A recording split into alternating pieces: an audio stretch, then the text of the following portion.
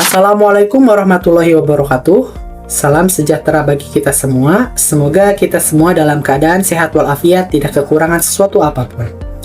Selamat pagi, selamat siang, selamat sore, dan juga selamat malam, kapanpun dan dimanapun teman-teman melihat video ini. Perkenalkan, nama saya Rifki Mahesa Muspian, umur saya 25 tahun, saya berasal dari Ciamis, Jawa Barat. Melalui video ini, saya akan menjelaskan bagaimana sih cara-cara untuk meningkatkan minat baca melalui digitalisasi. Tetapi sebelum kita ke cara-caranya, yuk mari kita bedah bagaimana sih minat baca di Indonesia itu tersendiri. Apakah sudah stabil, ataukah mengalami penurunan, ataukah mengalami penaikan juga. Dalam sesi selanjutnya, saya akan membahas mengenai data statistik minat baca di Indonesia. Berikut data statistik minat baca di Indonesia. Yang pertama, peningkatan TGM atau tingkat kegemaran membaca yang disurvei oleh Perpusnas. Nah, skor TGM meningkat dari angka 59,52 poin pada tahun 2021 menjadi 63,9 poin pada tahun 2022 dengan persentase kenaikan sebesar 7,4%. Kemudian ada data dari UNESCO. Data dari UNESCO menunjukkan bahwa minat baca di Indonesia hanya sebesar 0,001%, satu dari 1000 orang yang rajin membaca, di mana daya baca Indonesia itu hanya sebesar 0,01% atau hanya sebanyak 1 buku yang dibaca 1000 orang dalam 1 tahun. Kemudian ada hasil survei yang dilakukan oleh Good Stats pada bulan Januari sampai Februari 2025, yaitu hanya sebesar 20,7% masyarakat Indonesia yang rajin membaca buku setiap hari, menunjukkan rendahnya frekuensi membaca. Kemudian ada peringkat internasional. Nah, berdasarkan hasil studi PISA pada tahun 2022, Indonesia berada pada peringkat ke-6 di Asia Tenggara dalam hal kemampuan membaca anak usia 15 tahun. Kemudian, ada data BPS pada tahun 2020, yaitu hanya sebesar 10% masyarakat Indonesia yang rajin membaca buku, bukan sekedar pesan singkat ataupun media sosial. Bisa kita simpulkan bahwa daya baca di negara kita itu masih tergolong rendah. Lantas, apa sih faktor penyebab minat baca di Indonesia itu rendah?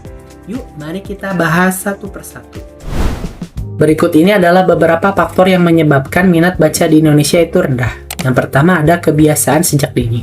Nah, kurangnya penanaman kebiasaan membaca sejak kecil di lingkungan keluarga, sementara orang tua kurang mencontohkan kegiatan membaca bagi anak-anaknya. Kemudian yang kedua adalah motivasi dan materi bacaan. Minat baca sendiri itu dipengaruhi oleh motivasi diri yang rendah dan persepsi bahwa membaca adalah kegiatan yang membosankan. Kemudian yang ketiga adalah akses dan sarana yang kurang memadai. Ketersediaan perpustakaan yang terbatas, terutama di daerah-daerah yang terpencil, dan koleksi buku yang kurang berkualitas dan juga tidak menarik. Kemudian, ada dominasi media sosial dan juga gadget. Penggunaan gawai seperti smartphone secara masif untuk mengakses hiburan seperti game, media sosial, dan lain-lain, sehingga menimbulkan efek candu, mengalihkan perhatian dari aktivitas membaca. Kemudian, yang terakhir adalah kualitas pendidikan.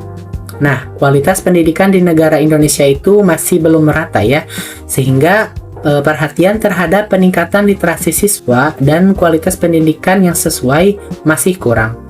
Nah, itu semua adalah beberapa faktor penyebab mengapa minat baca di Indonesia itu rendah. Lantas, bagaimana cara kita bisa meningkatkan minat baca melalui digitalisasi? Yuk, kita cek satu persatu. Nah, berikut ini adalah langkah-langkah atau cara yang bisa digunakan untuk meningkatkan minat baca melalui digitalisasi.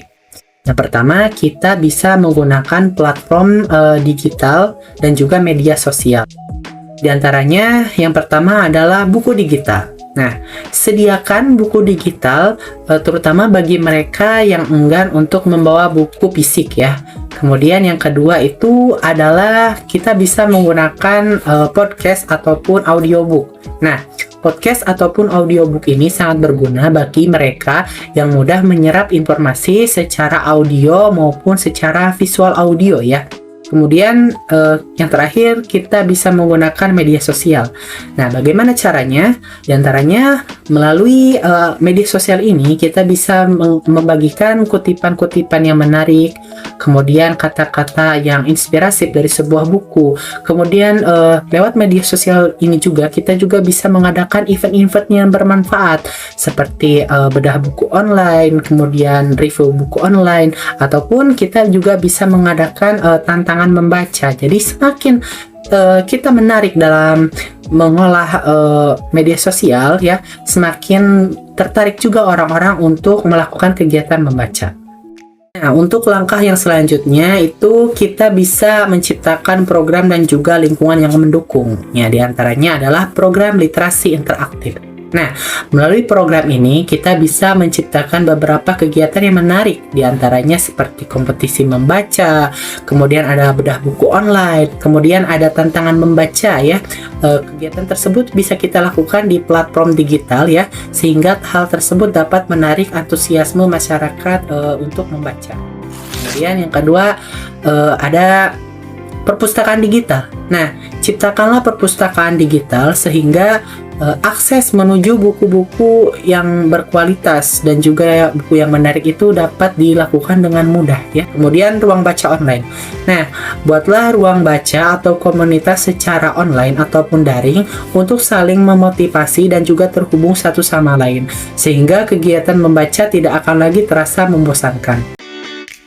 Untuk langkah yang terakhir, kita dapat mengintegrasikan dengan kegiatan yang lain. Yang pertama, kita dapat mengintegrasikan dengan kegiatan pembelajaran. Nah, guru dapat mengaitkan materi pembelajaran dengan literasi agar siswa-siswa dapat terbiasa membaca dan mengaitkannya dengan pembelajaran. Kemudian, gabungkan dengan hiburan.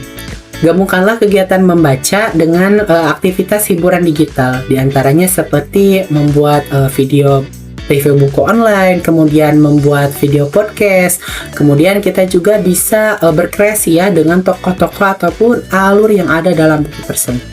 Nah, itu semua adalah langkah yang dapat kita lakukan untuk meningkatkan minat baca melalui digitalisasi. Melalui digitalisasi ini, saya berharap kita semua dapat memanfaatkan media sosial secara maksimal guna menciptakan generasi yang gemar membaca dan juga menuju Indonesia pintar. Sekian yang dapat saya sampaikan dalam video ini.